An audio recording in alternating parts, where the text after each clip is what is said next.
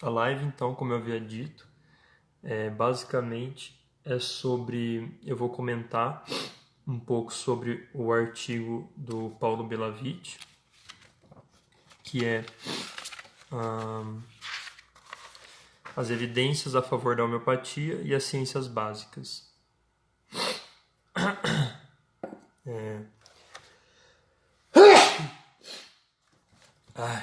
Chegou o outono, a minha psoara está uma coisa de doido. Mas então vamos lá. Eu não sei se alguém aí já leu esse artigo, se alguém já ouviu falar do autor, tá?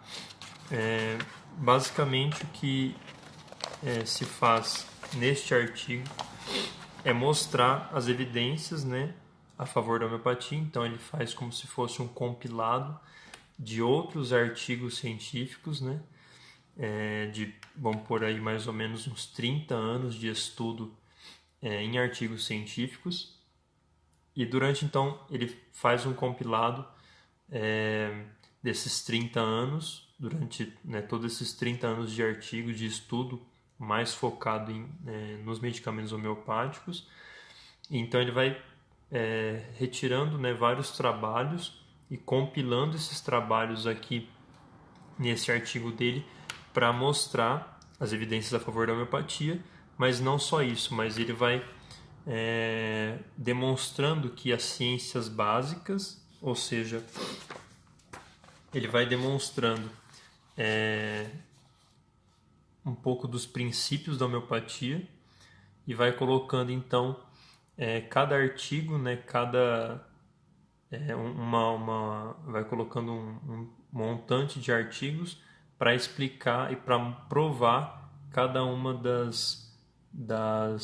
digamos, dos princípios homeopáticos, né? Então ele traz lá, por exemplo, a questão da semelhança, e ele coloca vários artigos que vão provar que a semelhança é algo inerente, que necessita acontecer para a homeopatia funcionar, e que esse princípio da semelhança é uma realidade e tem que estar presente para o medicamento funcionar.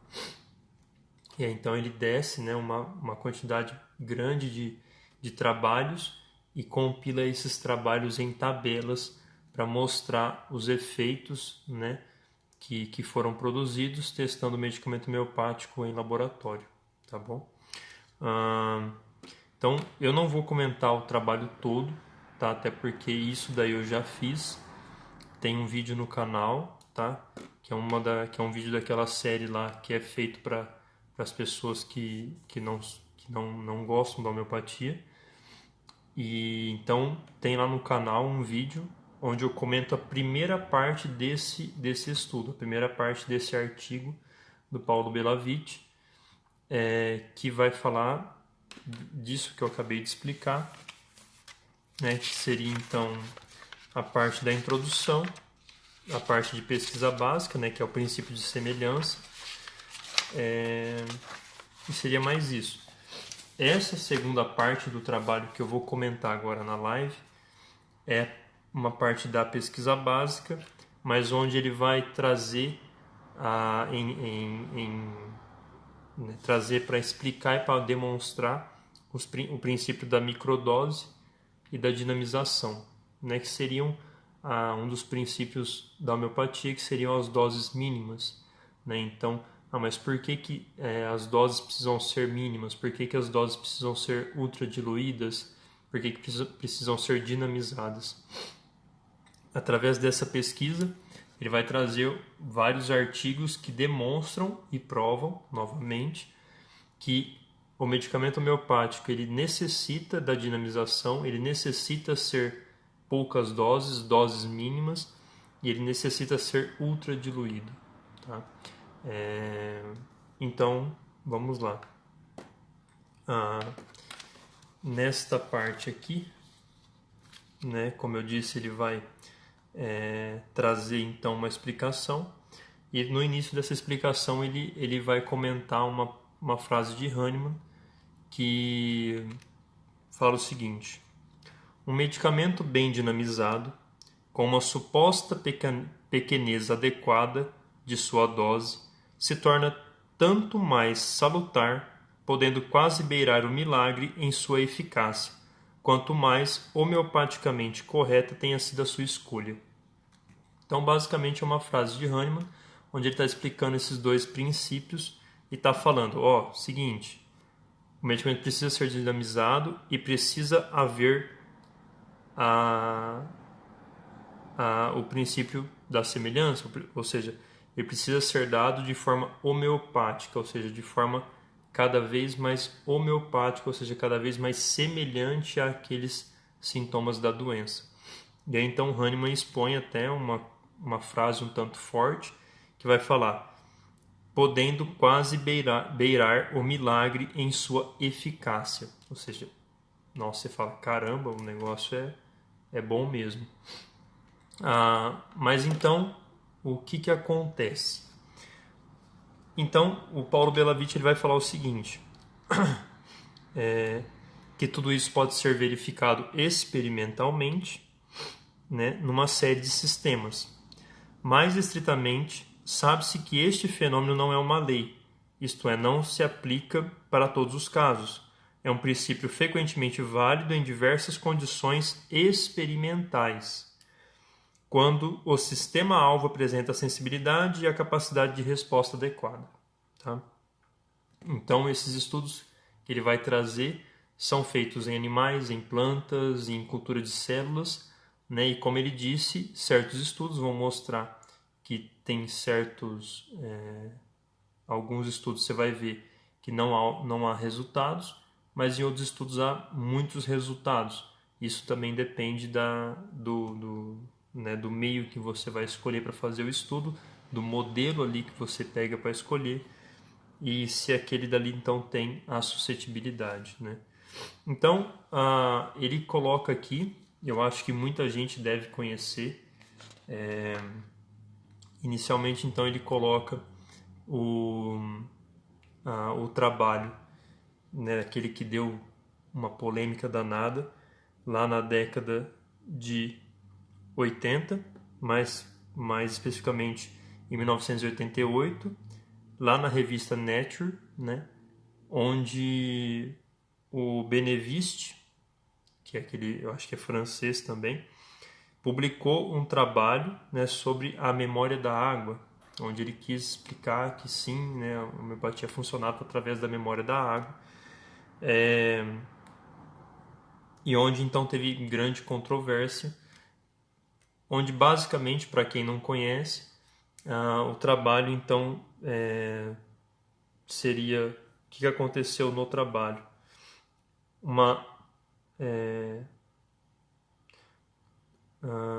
Ele fala aqui, né? Nesse estudo foi observada a atividade de altas diluições de anticorpos em basófilos humanos. As curvas dose-resposta para as doses decrescentes, ou seja, cada vez menores, evidenciaram um desaparecimento inicial da atividade para a dose seguindo de seu reaparecimento com picos alternantes de atividade e falta de atividade até níveis muito elevados de diluição. Então, basicamente, o Beneviste ele pegou, diluiu anticorpos e aplicou então, né, em basófilos humanos. E aí então ele diz que inicialmente esses basófilos perderam a atividade para depois ter um pico de atividade. Então depois né, o gráfico de dose e resposta ficou variando entre ter atividade e não ter atividade. O problema é que Beneviste fez isso e elevou até altíssimas diluições esses anticorpos. Ou seja, isso demonstra então que algo que é ultra diluído pode sim funcionar para, mesmo no caso de uma cultura de células, né, pode sim ter algum tipo de efeito. O interessante também é que ele chegou até a elevar esses anticorpos né, essa solução de anticorpos acima do número de Avogadro, né, que para quem não sabe, é um número, é uma diluição que equivale mais ou menos a 12 CH e que quando você faz uma pesquisa, então você estando acima desse número, você não é mais capaz de se encontrar uma substância química, né, que seja farmacologicamente ativa depois dessa tamanha diluição. Então, ele dá como exemplo esse trabalho do Benevist, que deu muita controvérsia lá atrás, na década de 80, por conta dele não poder ser muito refeito, dele não conseguir ser um trabalho onde outros pesquisadores poderiam reproduzir. E isso, para quem sabe, né, um pouco de trabalhos de verificação de estudos na ciência moderna, sabe que isso é um pouco complicado, que quando você faz um trabalho e ele não é reproduzível por outros pesquisadores, isso demonstra que talvez então seu trabalho, né, furada, e foi o que aconteceu. Então hoje muitas pessoas que querem bater na homeopatia utilizam desse trabalho, digamos que meio que mal feito, para falar, olha, tá vendo, vocês tentaram lá, mas não deu certo porque a homeopatia realmente não funciona. O problema é que após esse trabalho, né, do Benevist, vários e vários outros autores buscaram fazer trabalhos similares, buscaram fazer trabalhos que, obviamente, como eu disse, como aquele não era reprodutível, buscaram fazer trabalhos de modo similar para ver se conseguiam observar o mesmo efeito, ou seja, tentar fazer com que uma substância ultra diluída, né, dinamizada, conseguisse fazer surgir um efeito, por exemplo, em animais ou numa cultura de células. Bem, e aí então o Paulo Belavit ele coloca um quadro, né, um quadro aqui onde ele vai expor 1, 2, 3, 4, 5, 6, 7, 8, 9, 10, 11, 12 trabalhos que foram realizados desde a década de 90, desde a década de 80 até 2016, trabalhos que foram realizados para demonstrar esse efeito, para demonstrar que isso é sim possível. Então aqui, só para vocês darem uma olhada, tá? Essa é a tabela, tá bom? Aqui então a gente tem a parte dos autores, né? Para que você então possa identificar o trabalho, né? O artigo. Aqui tem a parte de sistema, agente, diluição e efeito, para então você ver em que tipo de meio que foi utilizado, o medicamento, a diluição, né, e o efeito que esse mesmo produziu né, naquele meio. E eu queria então chamar, e o próprio Belavit chamar a atenção para um dos trabalhos, que foi o grupo de estudos, né, que ele controla, que ele comanda, que realizou, que é um trabalho com Gelsemium, que quando eu li ele aqui na tabela, me chamou muito a atenção, porque foi um trabalho realmente bem feito, um trabalho amplo, né? E que deu resultados realmente impressionantes. Então, nesse trabalho que ele realizou, que foi em 2014, eles utilizaram então um sistema de células de neurócitos, utilizaram o medicamento Gelsemium, né, o Gelsemium serpevrins, e eles utilizaram diluições de 2 a 30 CH. Então, diluições muito baixas até diluições muito altas, como a 30 CH. Beleza? Basicamente, o efeito que houve foi uma diminuição da expressão genética prevalecente. E então ele vai explicar esse trabalho aqui embaixo e vocês podem observar o quão esse trabalho é incrível. Então ele fala assim, um dos medicamentos mais profundamente estudados no laboratório é geossêmio. Como é sabido, a matéria médica deste medicamento apresenta muitos sintomas neurológicos e de ansiedade. Tá? Então eu tenho a matéria médica aí. Se a gente pegar a matéria médica, a gente vai ver que realmente, e também nas farmácias, a gente sabe que ele funciona muito bem para ansiedade por antecipação, né? Ele tem uma função eletiva, né, no sistema nervoso. Numa série de trabalhos realizados por nosso grupo em 2008 e 2017, foi evidenciada inicialmente a cura de diversos sintomas em ratos. Por exemplo, no modelo experimental denominado teste de transição claro-escuro, obteve-se evidência de que geossêmio pode aumentar a duração do tempo em que os animais passam na área iluminada da gaiola, por comparação ao placebo. Este efeito, considerado ansiolítico, foi similar com o geossêmio 5, 9 e 30CH versus diazepam. Por sua vez, geossêmio não alterou o padrão geral de movimento dos animais, o que indica a ausência de toxicidade e, portanto, que as mudanças de comportamento foram devidas a um genuíno efeito ansiolítico. Ou seja, eles fizeram esse trabalho com os ratinhos para realmente provar, e de fato conseguiram provar, que geossêmio tem a capacidade de produzir nos animais, né, num sistema vivo, um efeito ansiolítico. Tá? E aí eles vão falar um pouco da geossemina, que é o princípio ativo do geossêmio, né? E aí então eles falam aqui sobre o trabalho que tem lá, que foi, né, realizado entre 2010 e 2014, que é um modelo que envolve neurócitos humanos, ou seja, uma cultura de células, né? E aí então ele fala o seguinte: o modelo envolve neurócitos humanos, né, uma linhagem celular derivada do neuroblastoma humano. O objetivo foi realizar a análise da expressão genética diferencial. Tá?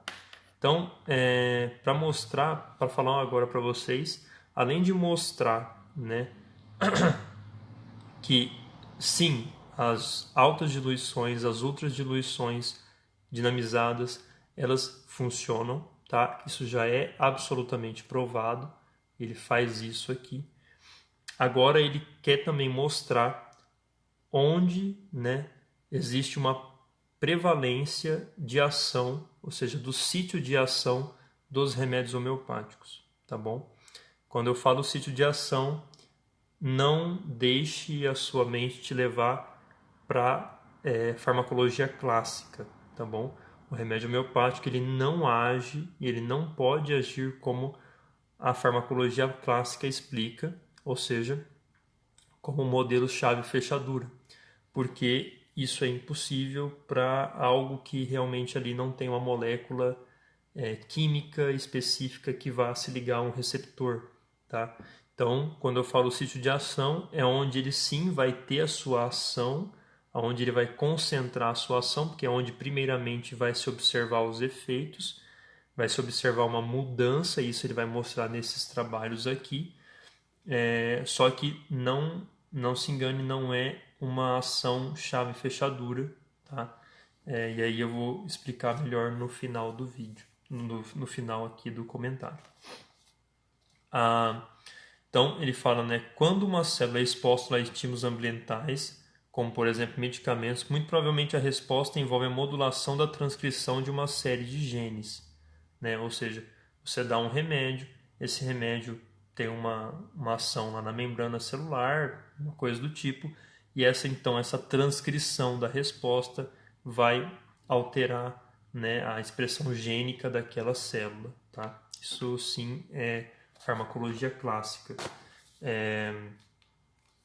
E ele fala então o seguinte: na modulação da transcrição de uma série de genes, resultando em mudanças nas proteínas e, finalmente, na adaptação do fenótipo e atividades metabólicas. Ou seja, então, isso muda a produção das proteínas, então outras proteínas são são feitas, algumas são diminuídas, e isso então vai mudar todo o metabolismo daquela célula e do meio por consequência.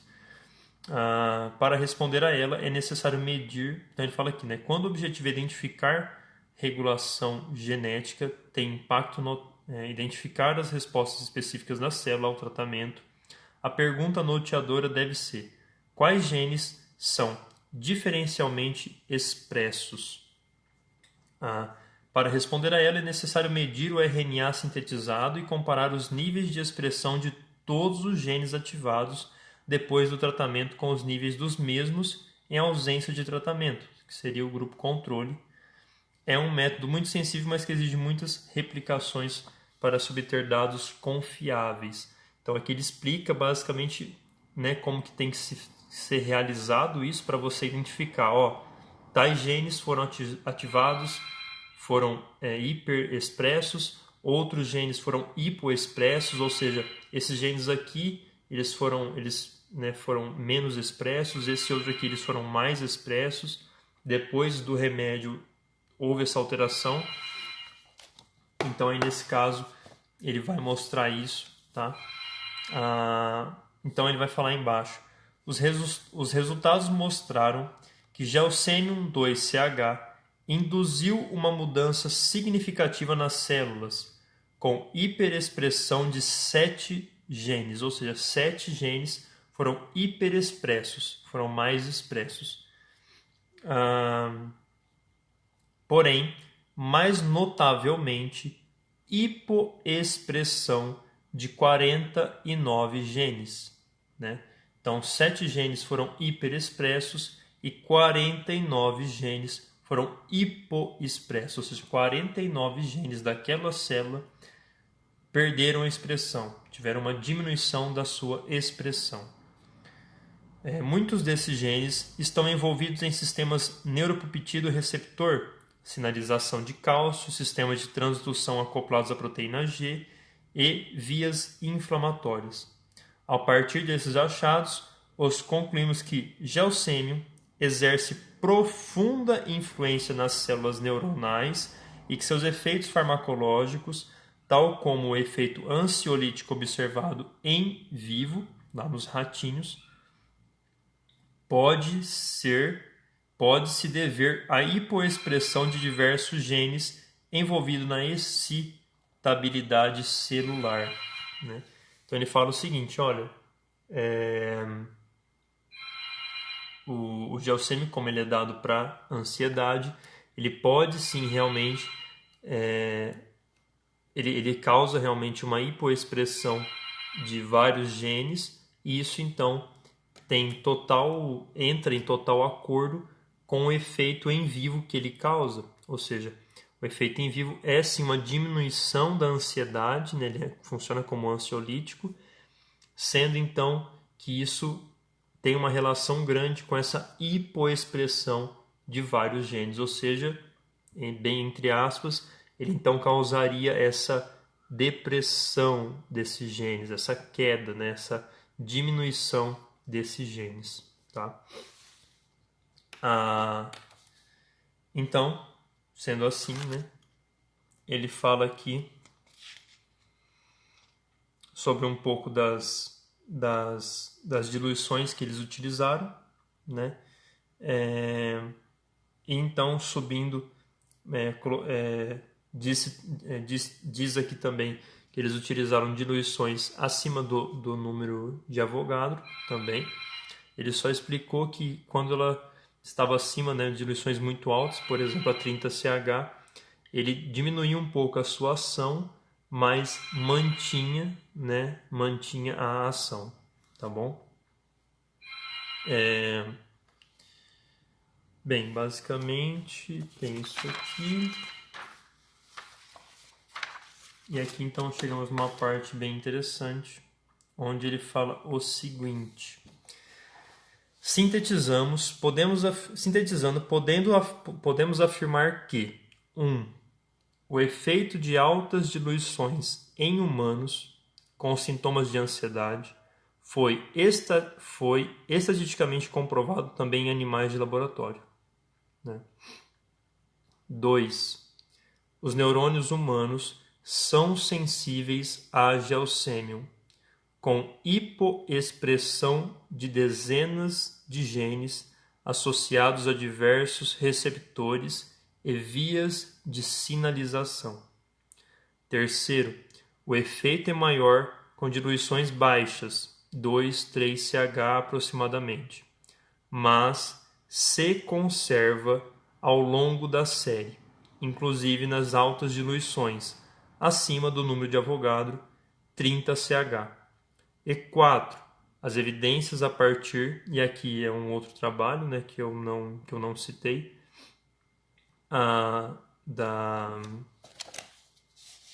ele vai falar um pouco da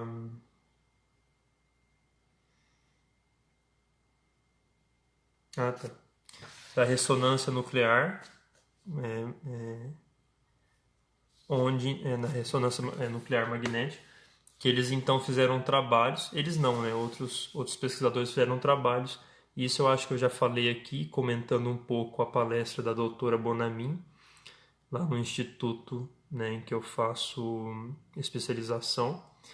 E realmente a ressonância magnética ela consegue observar uma diferença, né, entre uma água sem medicamento, uma água com o medicamento, mas sem a dinamização, uma água diferente só com o medicamento diluído e uma água ainda mais diferente com o medicamento diluído e dinamizado. Ou seja, sempre quando se medem, né, através da ressonância magnética esses medicamentos homeopáticos, é possível sim observar que existe uma diferença realmente substancial na água ali presente dentro daquele frasco. Ou seja, isso significa que um medicamento, por exemplo, o Gelsemium, na 30-CH, não pode, de forma alguma, ser considerado água pura, porque em comparação com a água pura, a leitura, né, pela RMN é diferente. Tá? Esse trabalho, lembrando que esses trabalhos aqui, né, e esse artigo é de 2018, tá? Sendo assim, né, e esse trabalho deles aqui também é de 2014. Sendo assim, eu não sei, né, se eles conheciam até os trabalhos mais atuais da doutora Bonamin, que vai realmente mostrar de forma mais contundente isso que eles estão falando. Tá? Mais para frente eu vou tentar também trazer esses trabalhos da doutora Bonamin para colocar bastante informação aqui na página sobre os mesmos, porque são trabalhos assim realmente incríveis, onde ela vai mostrar então através de muitos trabalhos realizados com esses medicamentos homeopáticos, né, ou seja, dinamizados, que existe sim uma diferença muito grande entre um medicamento dinamizado e água pura, tá bom? Então, ele fala o seguinte, depois do Gelsemium, eles também fizeram trabalhos com arnica, que também foram incríveis, tá? Foram trabalhos que deram muitos resultados impressionantes. Então ele fala que depois de completar a pesquisa com Gelsemium, né, o grupo dele resolveu trabalhar um pouco com a arnica, porque eles trabalhavam muito com macrófagos, né? E então testaram a arnica in vitro nos macrófagos, né? E ele explica que os macrófagos têm um papel fundamental na cura de traumatismos, devido à sua participação no complexo processo de regulação imunológica e remodelação tissular. Então eles testaram o efeito de arnica 2-CH na expressão genética de macrófagos polarizados com interleucina, né, que é o IL-4. Então, eles trabalham muito com macrófagos. Eles pegaram esses macrófagos então e testaram a arnica para ver essa questão da expressão genética. E aí então, o que é muito interessante é que eles explicam, né, os efeitos do macrófago nas lesões e quando que a gente mais utiliza a arnica, exatamente nas lesões de traumatismos, né, e tudo mais. E aí então ele vai trazer esse estudo e ele fala o seguinte: os resultados indicaram alterações reproduzíveis numa quantidade de genes. No total, teve hiperexpressão de 7 genes e hipoexpressão de 13 genes. Embora pequenas, as alterações foram estatisticamente significativas. 3 dentre os genes hiperexpressos, então presta atenção, 3 dos genes que foram mais expressos depois de ter dado a arnica, tem papel importante na remodelação da matriz extracelular, que é aquele MEC. A MEC é uma complexa rede de proteínas onde as células do tecido conectivo estão distribuídas e também formam a base do tecido epitelial. Esse foi um resultado surpreendente porque totalmente inesperado. A proteína com maior hiperexpressão induzida por arnica é a fibronectina. A fibronectina é a principal proteína que organiza o tecido conectivo durante a fase inicial da cicatrização e inflamação. Quando que a gente utiliza a arnica? Nas inflamações, nos traumatismos, né? Ou seja, o mais interessante, gente, tá? E isso era meio óbvio, né? Mas o mais interessante, e Hahnemann já tinha avisado a gente sobre isso, tudo que a gente vê em vivo, né, experimentalmente, está sendo e vai ser cada vez mais comprovado dentro do laboratório, tá? Porque a homeopatia funciona e ela é o melhor sistema terapêutico que existe no mundo. Então vamos lá. Ele fala o seguinte também: através de sua propriedade de ligar uma grande variedade de moléculas, desenvolve amplas interações celulares, resultando num crosstalk bidirecional, que orienta diversas funções celulares como proliferação, migração, sobrevivência e crescimento. Ou seja, tudo magnificamente maravilhoso para uma inflamação acontecer. E para então você, ele fala, né, o aumento da fibronectina na MEC, produzido por macrófagos estimulados com arnica, deve reforçar a arquitetura tridimensional do tecido, o que representa um passo fundamental no processo de cicatrização, né? Ou seja, tudo vai então se confirmando, né?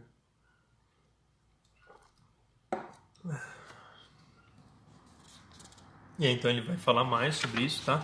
Gente, assim, eu tô demorando, mas estou pulando bastante coisa, tá? O trabalho ele é realmente enorme, assim, ele é grande o artigo. Tem muita coisa e é maravilhoso. Então, assim, dá um jeito, tá? Sei lá, se vira. Mas pega esse trabalho amanhã e lê. Estuda isso um pouco todo dia, porque realmente é muito bom, tá? Então aqui depois ele traz uma outra tabela e aí ele fala, né? As diluições homeopáticas agiriam na cura / melhora de sintomas através da regulação da expressão de genes relevantes. A tabela 4 descreve os estudos de expressão genética com medicamentos homeopáticos. Então você ouviu o que ele falou, né? Cura / melhora de sintomas através da regulação de expressão de genes. Voltamos. Acho que tinha travado aí. Então ele vai colocar depois aqui essa tabela, tá? Nessa tabela aqui, então, ele coloca, né, novamente o autor, o ano, medicamento, diluições, células e efeitos, tá? Esse daqui é um compilado, né, que já são alguns estudos mais modernos, então de 2006 a 2015, né? É um compilado de estudos que vão mostrar essa variação, né, nessa expressão genética. Ou seja, após então tem uma cultura de células, após então a aplicação do medicamento homeopático, é perceptível, né, essa alteração, essa modulação genética da expressão de genes. Então aqui só para vocês verem um exemplo. Em 2009, né, utilizaram então carcinosin, a tintura mãe, a 30CH e a 200CH, no linfoma de Dalton, né, que é um tipo de câncer. E aí então ele aumentou um gene específico que é um gene pró-apoptose, ou seja, né, esse então seria um gene que ajuda, né, auxilia a diminuir as células cancerígenas, né, do tumor lá, aqui no caso, né, como é um linfoma, então ele ajuda a diminuir essas células, né, cancerígenas através do aumento, né, da hiperexpressão desse gene que é pró-apoptótico, tá? Então aqui só um exemplo, tá? Tem várias coisas aqui. Então tem, por exemplo, a apis mellífica, né, no câncer prostático humano. E aí então ele também, todos os trabalhos que tem aqui, existe sempre uma variação grande nessa modulação dos genes, tá, pessoal? Aqui então a gente observa que o autor prova, através dessa série de trabalhos, que realmente o medicamento homeopático, o sítio, né, de atuação do medicamento homeopático é sim no gene, é sim na modulação genética.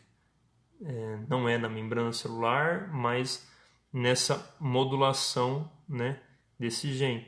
Lembrando então, o medicamento homeopático ele não funciona através da farmacologia clássica, ou seja, ele não se liga em uma proteína lá no núcleo da célula ou então na membrana celular para desenvolver uma ação, né?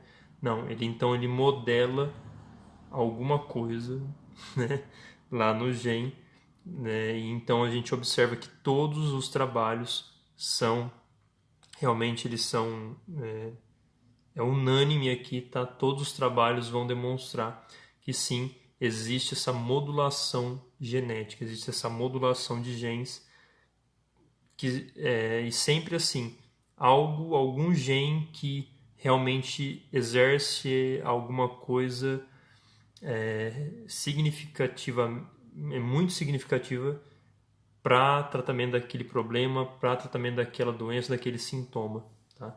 E isso a gente pode depois até pegar a matéria médica e observar o que ele produz, né, em vivo, na pessoa sã, ou seja, experimentação no homem são, e tomar por base então os genes que ele altera, que ele expressa mais e que ele diminui a expressão, para a gente observar que de fato o que ele faz em vivo é comprovado e a gente pode então entender que o que ele faz em vivo sim acontece de fato e a gente pode ver essa modulação através lá no gene, lá na célula, tá bom? Então ele fala o seguinte, né?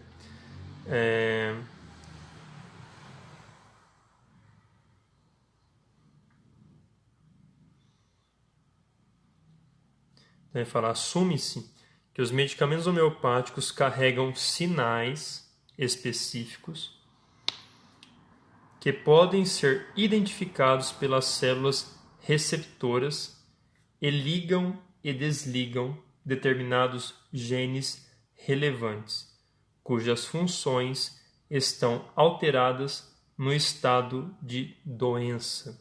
Tá? O elemento desencadeante inicia uma cascata de ações genéticas para que retornem à sua ação normal, o que levaria a modificações curativas e de melhora depois da administração do medicamento. Esses sinais poderiam agir como moléculas efetoras ou silenciadoras e ativar a expressão sequencial de muitas proteínas ao longo de uma corrente ou cascata de reações. O estudo da expressão genética induzida por medicamentos homeopáticos irá oferecer conhecimento progressivo de seus mecanismos básicos de ação, incluindo diversos alvos em células e tecidos. Tá? Aqui ele fala alvos, tá? Mas eu queria relembrar novamente que, né, os trabalhos da doutora Bonamin mostram que, de fato, o que vai mudar lá, né, o medicamento homeopático mesmo, ele vai causar, na verdade, uma modulação no ambiente celular, ou seja, uma modulação, no caso, da água, né, que é o que o medicamento homeopático já está. Né, a água que, né, que tem lá o remédio homeopático, ela então é moldada de uma certa forma, que ela então molda a célula, molda lá o local, e aí então, né, a água seria, e aí então isso molda o resto. Vamos pensar assim. Né? Depois eu trago melhor essas questões acerca dessa efetividade, dessa ação do remédio homeopático, trazendo um pouco do trabalho de alguns trabalhos da doutora Bonamin, tá bom? Então ele traz então algumas considerações finais.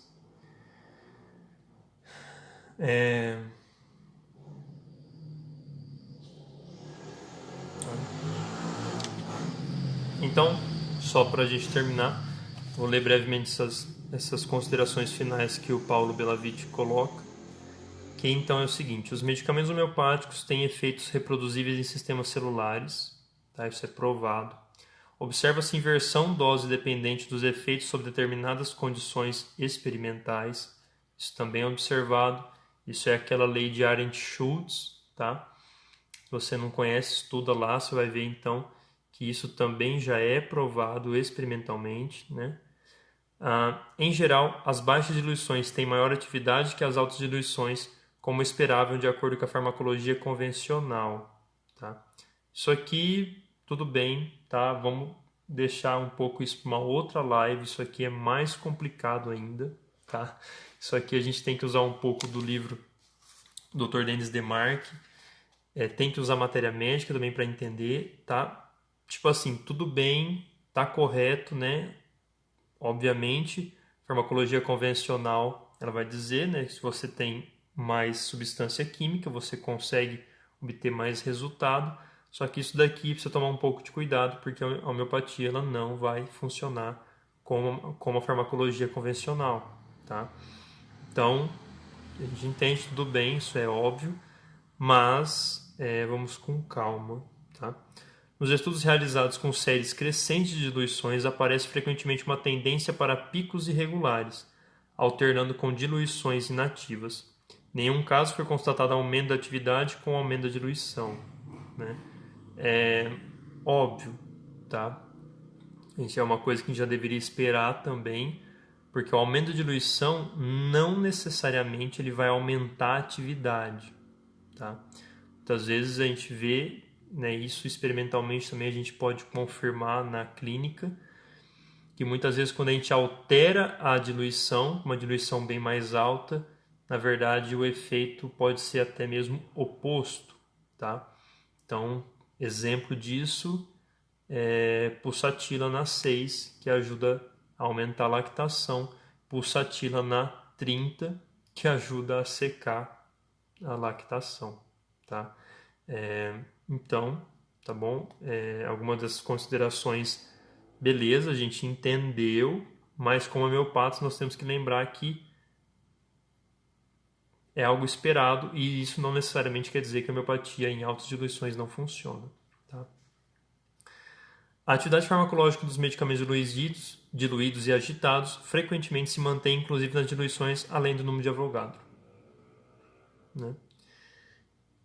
Ah, o remédio homeopático não funciona. Não, você que é ignorante só.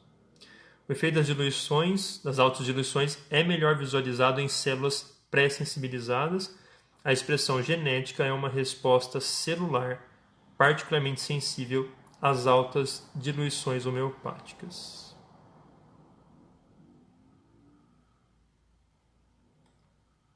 Entendi. Tá.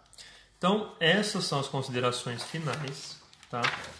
Esse é um trabalho que realmente assim é impressionante, tá? É um trabalho onde você consegue pegar toda uma quantidade muito grande de outras referências para estudar. Então esse é um trabalho que não pode faltar aí no seu acervo, tá? É um artigo que realmente não dá, cara, não dá. Você tem que ter isso aqui, você tem que estudar isso aqui, você tem que perder muito tempo nesse trabalho. Tá? Então eu vou colocar aqui, tá? Para quem chegou agora, para quem está vendo, As Evidências a Favor da Homeopatia e as Ciências Básicas, Paolo Belavite. Tá? Dá uma caçada aí, depois qualquer coisa eu coloco aí na página também, tá? Mas é um trabalho que não pode de forma alguma faltar para você, tá bom? Pessoal, seria basicamente isso.